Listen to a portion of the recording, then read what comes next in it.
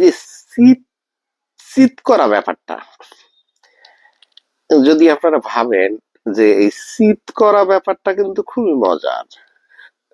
হ্যাঁ, ভেবে দেখুন, শীত করতে পারলেই আনন্দ।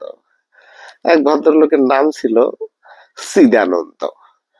সে যদি শীত করতে পারতো তাহলেই তার আনন্দ, যার জন্য তার নাম হয়েছে চিদানন্দ। তো এই শীত ব্যাপারটা তো বিভিন্ন ভাবেই শীত হয় আর কি, মজাও নেয়।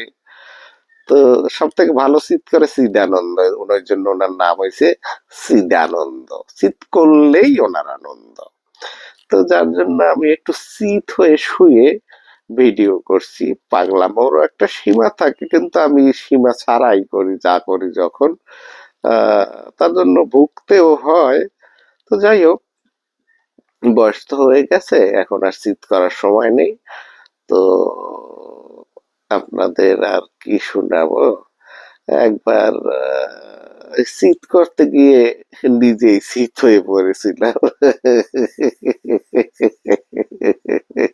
মানে ব্যাপারটা পাল্টি খেয়ে গেছে।